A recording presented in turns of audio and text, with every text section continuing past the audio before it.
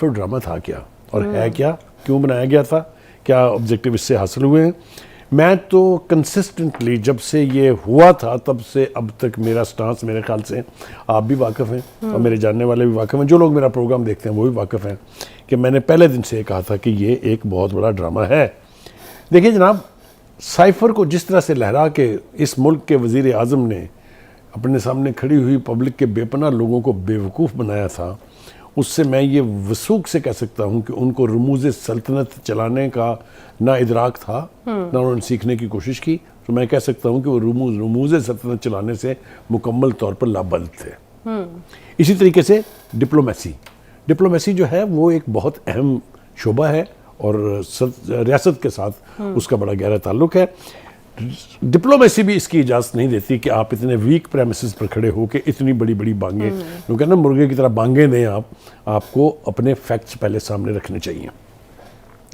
Having said that, आप ज़रा देखिए इसकी इब्तिदा क्या है कि एक सफ़ीर जो है हमारा अमेरिका में, वो ये कह रहा है कि उनके मुल्क का एक एहलकार जो है, डोनाल्ड लू जिसका नाम है, उसने मुझे कहा अपनी हुकूमत को बता दें हम साजिश कर रहे हैं आपके खिलाफ। आप मुझे बताएं क्या कोई प्राइमरी जमात का माइंड भी इसको तस्लीम करेगा कि एक सुपर पावर साजिश कर रही है एक थर्ड वर्ल्ड के मुल्क के खिलाफ और उसके सफीर को बुला के कह रही है कि दस दे उन्होंने असि साजिश कर रहे हैं ਤੁਹਾਡੇ खिलाफ। ये क्या हमाकत है यार, मुझे ये समझ में नहीं आती।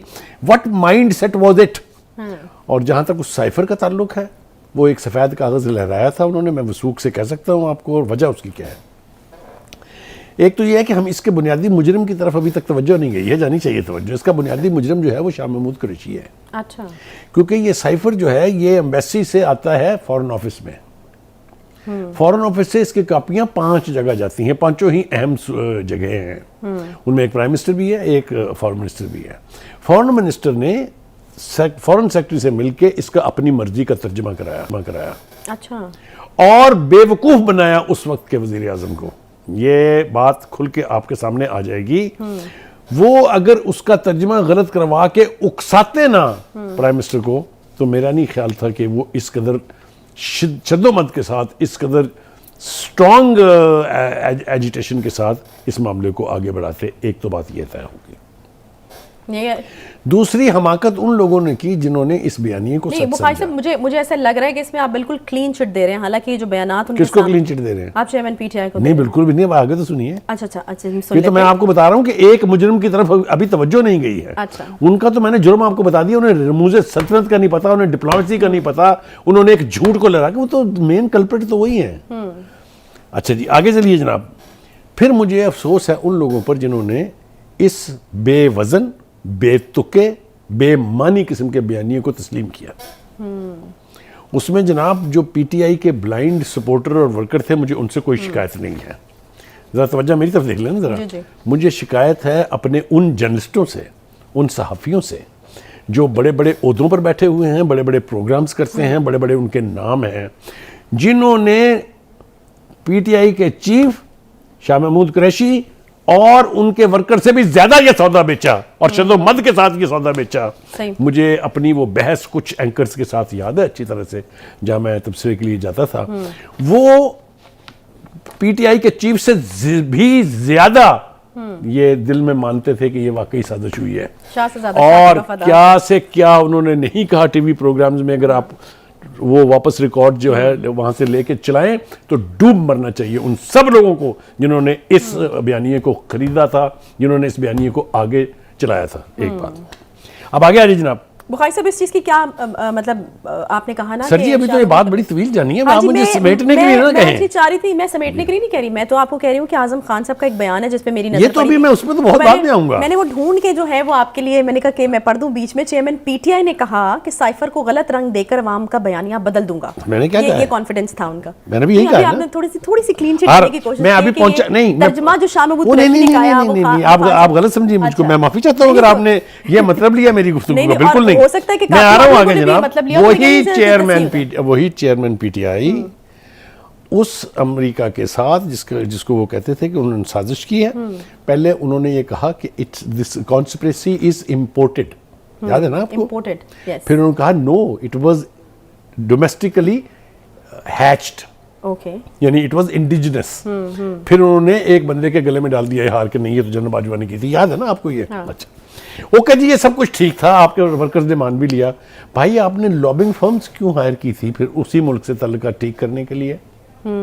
भाई आपने फिर ये क्यों कहा था कि मैंने तो ये सारा कुछ बाजवा के कहने पे किया था? आपने क्यों कहा था कि this is behind me? No, America के साथ तो हमारी कोई दुश्मनी नहीं है। आप किसको भी बेवकूफ बना रहे हैं आप? और सदके जाएं उन लोगों के जो बेवकूफ बनते रहे। आ जाइए जनाब अब उनके बयान की तरफ। जनाब ये आजम खान साहब जो हैं ये उनके प्रिंसिपल सेक्रेटरी थे।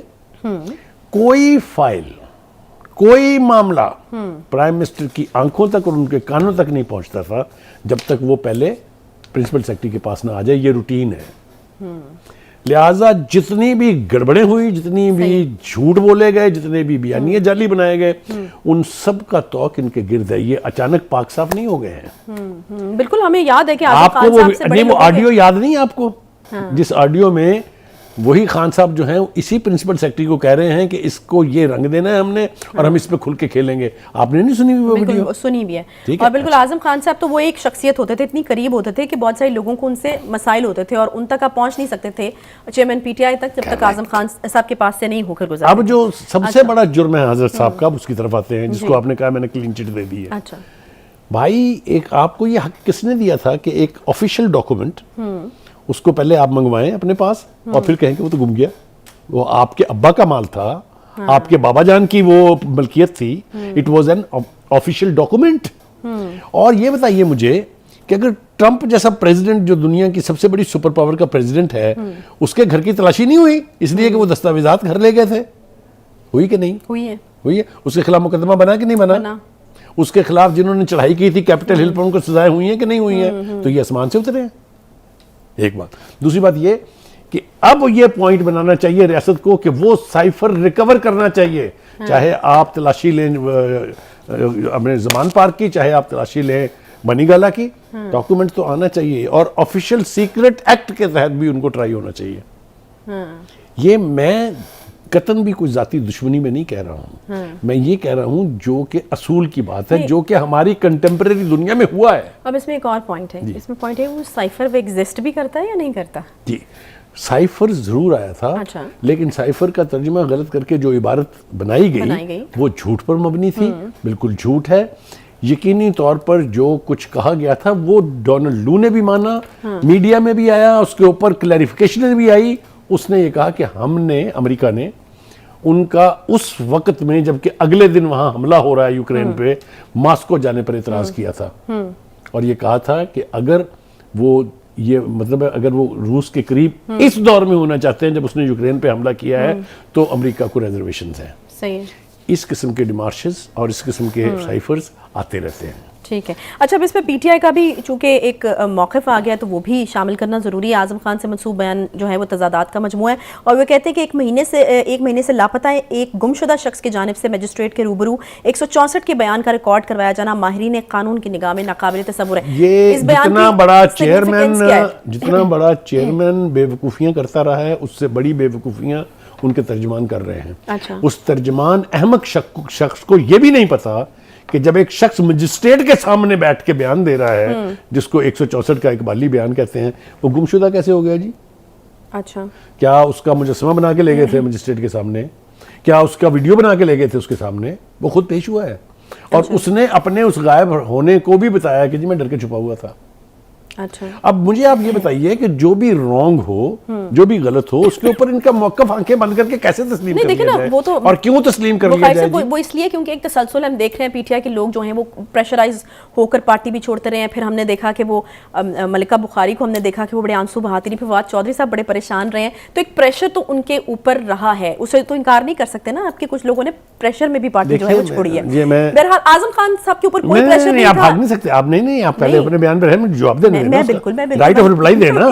भाई साहब ये जो उड़ के परिंदे गए हैं ना, ये कभी इनके थे ही नहीं। अच्छा। ये इसी तरह से उड़ान भर के आए थे, लिहाजा चले गए। तो नेचुरल बात है। क्या हमने अपने प्रोग्रामों में ये बात पहले नहीं कही? हाँ जी बिल्कुल कही कि ये जो फसली बटेरे होते हैं इनकी कोई अपनी मंजिल नहीं होती। इनको तो दाना दिखा के, चोगा दिखा के यहां से वहां, वहां से यहां बुलाया जाता है। तो ये कभी इनके थे ही नहीं। इसी तरीके से जो ये तसव्वुर कर लिया गया था कि पीटीआई का ग्रास रूट लेवल पे वोटर बहुत स्ट्रांग है, झूठ है। वो वोट से इलेक्ट होके आए ही नहीं थे। जो शख्स मफरूज़ों के ऊपर अपनी सियासत करता हो, मफरूज़ों के ऊपर बयान देता हो, मफरूज़ों के ऊपर फैसले करता हो, उनका फिर यही कुछ होता है।